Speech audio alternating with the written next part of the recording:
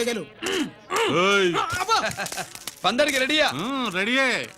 పందెమేంటో? ఈ సోడాని ఓపెనర్ తో పని లేకుండా చేత్తో ఓపెన్ చేసి ఎత్తిన సోడా దించకుండా గడగడా తాగేయాలి. తాగితే 200 ఇస్తా. అంత వద్దు, ఇంకో మాట చెప్పు. 500 ఇస్తా. అయితే ఓకే. అవునరా, లక్కీ గాడు ఎక్కడా? ఇంకా రాలేదన్నా. అన్నగిరినా, లక్కీ వాళ్ళ అమ్మ నాన్న ముగ్గురు చచ్చిపోయారన్నా. అందరూ పురుగుల మందు తాగేశారన్నా.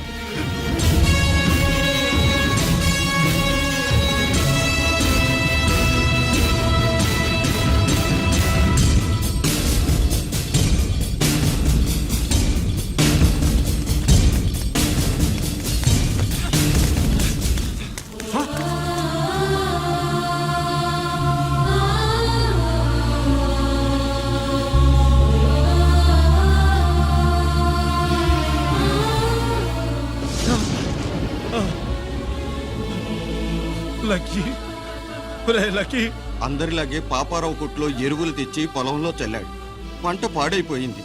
ఇదేంటయ్యా అని పాపారావు నిలదీసి అడిగితే నీ దిక్కున్న తోట చెప్పుకో అని కొట్టాడంట. పంట పండకపోతే బ్యాంక్ అప్పు ఎలా తీర్చాలనుకున్నారేమో ప్రాణాలు తీసుకున్నారు. మన ఊళ్ళో రైతులందరి బతుకులు ఇట్నే తగలబడ్డాయిరా. ఆ పాపారావు గాడు కల్తీ ఎరువులు అమ్మినంత కాలం మనం ఇలాంటి చావుల్ని చూడాల్సిందేరా. వాళ్ళు పోవటమే కాకుండా అనవసరంగా పసిపిల్లని కూడా తీసుకుపోయారు.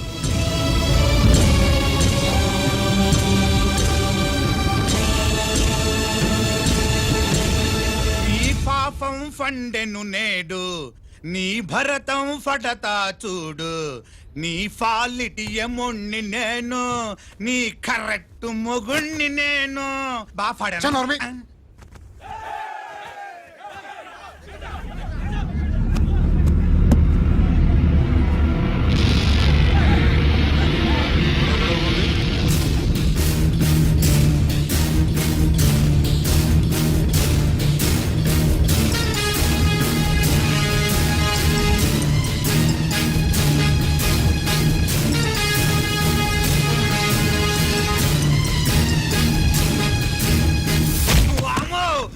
పగిలిపోయింది.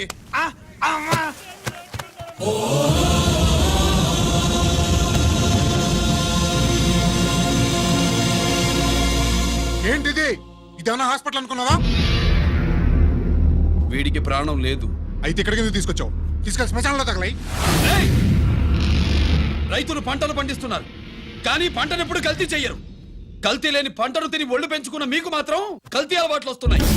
బియ్యంలో కల్తీ, నెయ్యిలో కల్తీ, పాలల్లో కల్తీ, నీళ్లలో కల్తీ, పెట్రోల్లో కల్తీ, విత్తనాల్లో కల్తీ, ఓట్లలో కల్తీ, నోట్లలో కల్తీ, ఆఖరికి పంటను కాపాడే ఎరువును కూడా కల్తీ చేసి పేద రైతుల ప్రాణాలు తీస్తున్నారా? చచ్చిన వాడికి ₹1,00,000 గవర్నమెంట్ ఇస్తుంది కదా. ఆ రూల్ పెట్టాక కూడా చాలా మంది ఆత్మహత్యలు చేసుకున్నారా? మా దగ్గర ఇంత లెక్చర్ ఇస్తావు.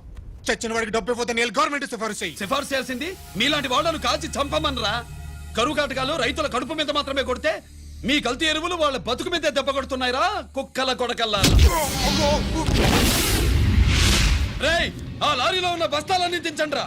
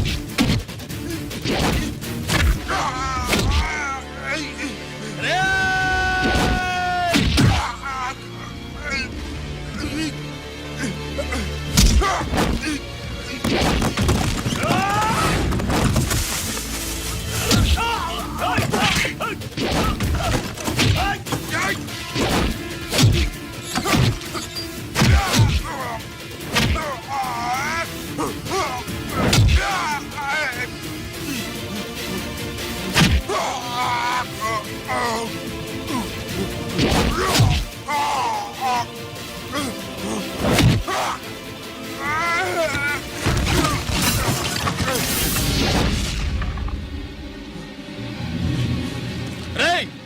తల్లిదండ్రుల్ని దహనం చేయాల్సిన వీడి చేత వాళ్ళ చావులకి కారణమైన మీ పాపాల్ని తగలబెట్టిస్తాను.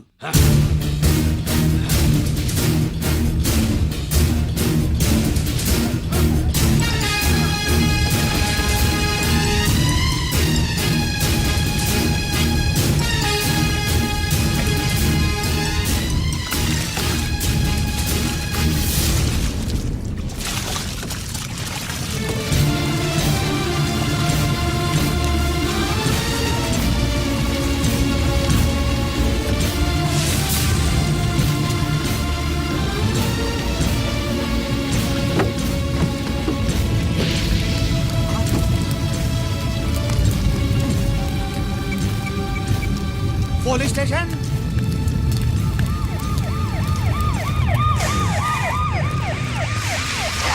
ఇన్స్పెక్టర్ గారు, ఇన్స్పెక్టర్ గారు, వీడేసారు ఇదంతా చేసింది. ఎవడో చచ్చాడని చెప్పి జనాలందరినీ వేసుకొచ్చి మమ్మల్ని అందరినీ కొట్టి నా బస్తాలని తగలబెట్టేశారు సార్. ఏంటి నువ్వేనండి ఇవన్నీ గాలి చేసినది?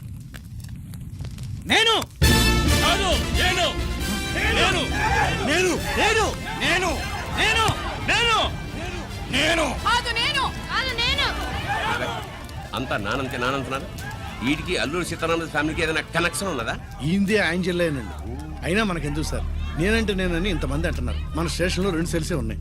షార్ట్ సర్క్యూట్ అయిందని రాసుకుని కేసు మూసేద్దాం. నేను ఐడియా అడిగినానా? అడుగుతారా అని చెప్పండి. అంటే నాకు ఒరిజినల్ గా ఐడియాలు రావనే?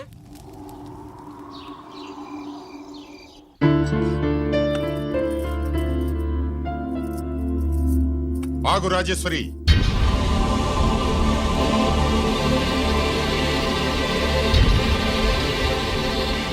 నా ప్రశ్నలకి సమాధానం చెబితేనే ఈ రోజు వాడు అన్నం తినాలి. ఎలా కనపడుతున్నాను మీకు? 10 ఏళ్ల పసిబిడ్డలాగానా? గిరి నువ్వు ఆగమ్మా. ఆయన బెత్తం పట్టుకుంటే చేయి చాపడానికి, గడియారం పెట్టి నిమిషాలు లెక్క పెడితే ముద్దలు మింగడానికి నేను ఇంకా పసిబిడ్డను కాదు. అదే అదే అలా అడ్డంగా మాట్లాడితేనే ఇంట్లో నుంచి వెళ్ళగొడతాను. మీరు లేకుండా 14 ఏళ్లు బతికాం, అది మర్చిపోకండి. ఏంట్రా నీ ఆవేశం? జనాన్ని పోగేసుకెళ్ళి అరుంధతి ఫెర్టిలైజర్స్ ని ఎందుకు తగలబెట్టావురా? పాపారావుని తగలబెట్టడం బాగోదు గనుక. చూసావా, చిన్నప్పుడు కత్తి దొరుకుంటే చంపేసేవాణ్ణన్నాడు. ఇప్పుడు తగలబెట్టడం బాగోదు గనక వదిలేశానంటున్నాడు. వీడిలో మనిషి కాదు, హంతకుడున్నాడు. తప్పు చేసిన వాడిని చంపిన రాముణ్ణి, కృష్ణుణ్ణి దేవుళ్ళుగా ఈ దేశంలో కొలుస్తున్నప్పుడు, తప్పు చేసిన వాడిని వర్గ శత్రువుగా నరికేస్తున్న తీవ్రవాదులతో ప్రభుత్వం సంధి సంభాషణలు చేస్తున్నప్పుడు, ఒక రైతు కుటుంబం చావుకి కారణమైన పాపారావు మీద నేను తిరగబడితే తప్ప? నువ్వెవడివిరా తిరగబడ్డానికి? పోలీసువా? ఆ పోలీసులే మాకు రక్షణ కల్పించండి బాబోయ్ అని రోడ్డు మీద ఊరేగింపులు చేస్తున్నారు. పోలీసులు వచ్చినప్పుడు నీ టైం బాగుండి నేరం మేమే చేశామని జనం ఒప్పుకున్నారు గనక నువ్వు తప్పించుకున్నావు. లేకపోతే ఈ పాటికి ఇక్కడ కాదు, కటకటాల వెనకుండేవాడి. బాగా గుర్తు చేశారు.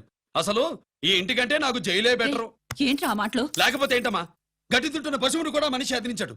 అటువంటిది అన్నం తింటున్న నన్ను? గిరి గిరి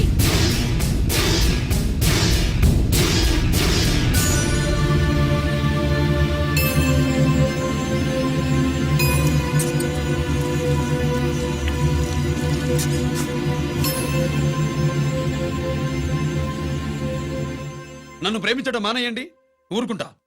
ద్వేషిస్తే సహించండి. గిరి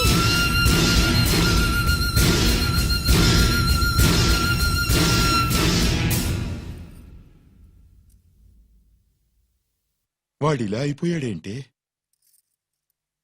వాడన్న మాటలు ప్రశాంతంగా కూర్చుని ఆలోచించండి, మీకే తెలుస్తుంది. రే కోటిగా, ఆ తగలబెట్టిన వాడి పేరేమిటి? ఆడి పేరు గిరి నాన్న. మన బ్యాంక్ చైర్మన్ ఎన్కౌంటర్ లో చంపాడే ఏసీపీ రంజిత్ కుమార్. వాడి తమ్ముడీడు. Thank you. ఏమండి, మన రంజిత్ అండి. మనం డబ్బు డిపాజిట్ చేసుకున్న బ్యాంకు బోర్డు తిప్పేస్తే ప్రభుత్వం పట్టించుకోలేదు. మన బతుకులు వీధులు పడితే మన గోడు వినిపించుకోలేదు. అలాంటి పరిస్థితుల్లో బ్యాంక్ చైర్మన్ అక్రమంగా దాచుకున్న లంచం డబ్బుని మనందరికీ సమానంగా పంచిచ్చిన ఆఫీసరు శ్రీ రంజిత్ కుమార్ గారు. ఆయనకు చేతులెత్తి నమస్కరిస్తున్నాను. రంజిత్ కుమార్ గారి లాగా అందరూ తమ బాధ్యతల్ని గుర్తించి సక్రమంగా నిర్వహిస్తే మన దేశం ఎంతో పురోభివృద్ధిని సాధిస్తుంది. జీతాలు తీసుకోవటమే మన డ్యూటీ అనుకునే వాళ్ళు కోకొలలుగా ఉన్న ఈ రోజుల్లో మన డ్యూటీని సక్రమంగా నిర్వహించిన నిజమైన ఆఫీసరు మన రంజిత్ కుమార్ గారు. ఆయన చేసిన ఈ సహాయం అంధకారంలో ఉన్న ఎన్నో కుటుంబాల్లో వెలుగుని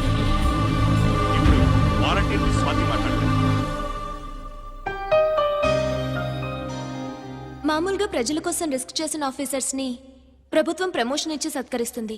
కానీ ఇప్పుడు వేరేలా సత్కరించడం జరిగింది. ప్రమోషన్తో కాదు, ట్రాన్స్ఫర్తో. బట్ ఈ నగర ప్రజలు మాత్రం ఏసీపీ గారిని ఈ మెడల్తో సత్కరిస్తున్నారు. ఇది గవర్నర్ గారి మెడల్ కన్నా, ప్రెసిడెంట్ మెడల్ కన్నా గొప్పదని నా ఉద్దేశం.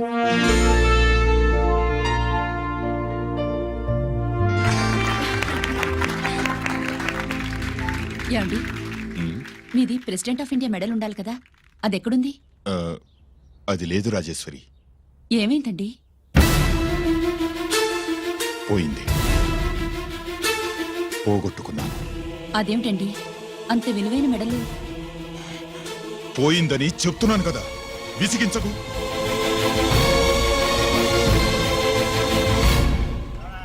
ఇదిగో. ఏంటి బావా, నీ వెండి కప్పులన్నీ కరిగిస్తున్నావు? నా కాళ్ళకి వెండి పట్టీలు చేస్తున్నావా? కాదు. మరి దేనికోసం?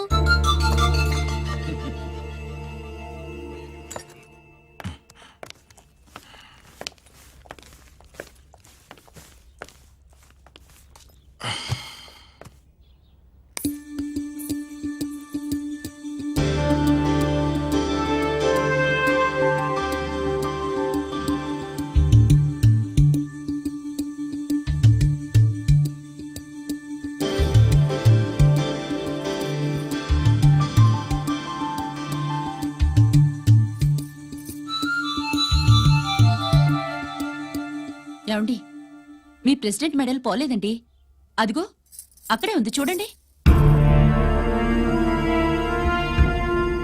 అది నాది కాదు రాజేశ్వరి. నువ్వే చేయించానని చెప్పు, వెళ్ళు. నా కప్పులను కరిగించి నేనే చేయించానన్నా.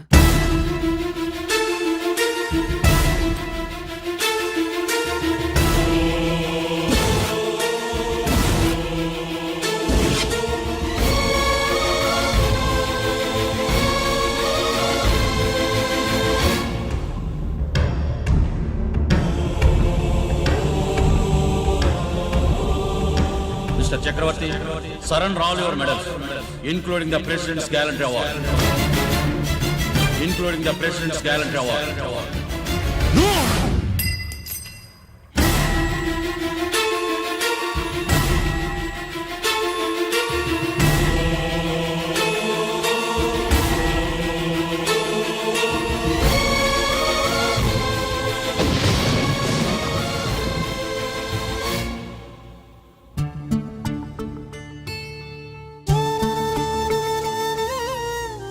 గిరి,